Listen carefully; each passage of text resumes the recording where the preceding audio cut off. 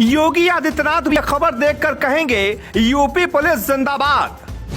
100 साल की बूढ़ी मां थाने पहुंची, बोली बेटा मेरे पैर जल गए हैं।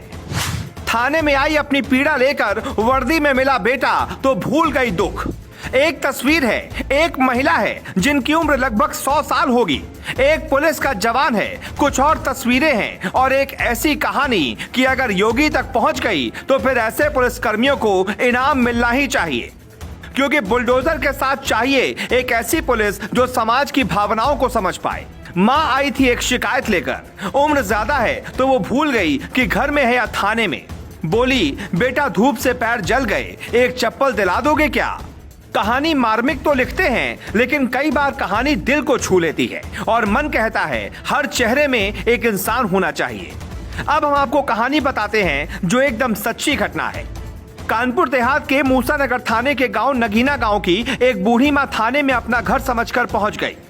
वहां मिले वर्दीधारी तो मां कुछ समझ नहीं पाई। पहले पुलिस वालों को लगा कि कोई समस्या होगी, लेकिन तभी कांस्टेबल नीरज कुमार यादव से मुलाकात हो गई। आगे नीरज और उस बूढ़ी मां के बीच क्या बात हुई वो खुद नीरज यादव ने बताया है, जिसको शेयर करते हैं तेज तर्रार आईपीएस नवनीत सिकेरा। वो नीरज की तारीफ भी करते हैं और लिखते हैं हर इंसान अगर ऐसा करे तो फिर समस्या कम हो जाएगी। कांस्टेबल और 100 साल की बूढ़ी मां में जो बात हुई वो काफी मार्मिक है। नीरज कुमार यादव ने अपने फेसबुक पर लिखा है, करीब दोपहर 2 बजे मैं थाने में बैठा था, तभी मैंने देखा थाने के सामने एक बूढ़ी मां आ रही थी जिनकी उम्र लगभग 100 वर्ष से ज्यादा थी। वो थाने में आई, मैं उनके पास गया तो वो कुछ बताना चाहती थी। मैंने सबसे पहले उनको अपने पास ले जाकर बैठाया, फिर उन्हें पानी पिलाया। पानी पीने के बाद मैंने पूछा, हाँ दादी अब बताओ। तो बोली लाला हमारे पास चप्पल नहीं है, मेरा पाँव जल रहा है, हमें एक चप्पल दिला दो। मैंने कहा ठीक है दादी अभी दिला देता हूँ। मैंने तुरंत चप्पल मंगाई, उन्हें पहनाया, फिर उनसे पूछा कुछ खा लीजिए। उन्होंने मना किया कि नहीं लाला कुछ नहीं खाना है।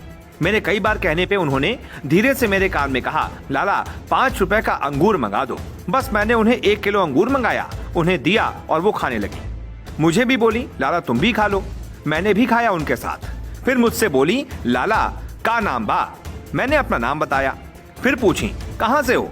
मैंने बताया इलाहाबाद से हूँ। दादी जानती हो इलाहाबाद। तो बोली हाँ मेला लगता है ना वहाँ पर।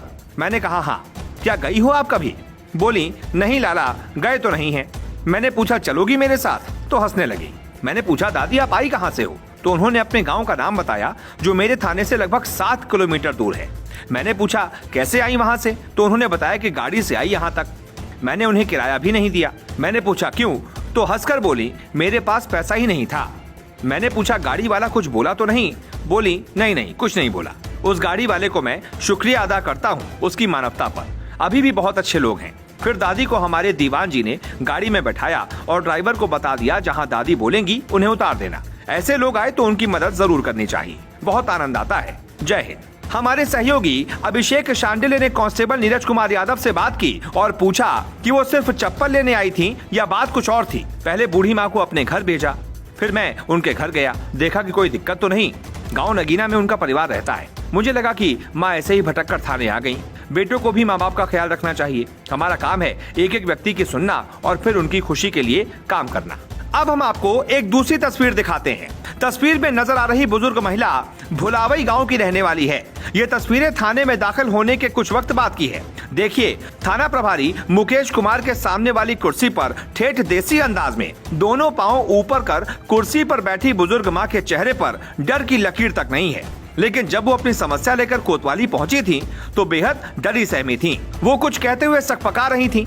थाना प्रभारी मुकेश कुमार ने बुजुर्ग माँ की इस परेशानी को भांप लिया, अपनी टेबल के पास ले गए, प्यार से कुर्सी पर बैठाया, उनसे घर परिवार की बात की, मिठाई मंगाकर खिलाई और फिर उनकी समस्या सुनी।